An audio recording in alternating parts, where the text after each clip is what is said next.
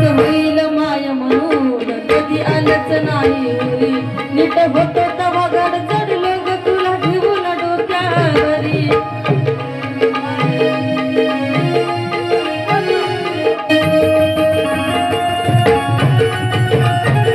असं होईल माय म्हणून कधी आलंच नाही उरी नीट होतो तवा गाड चढलो ग तुला घेऊन डोक्यावरी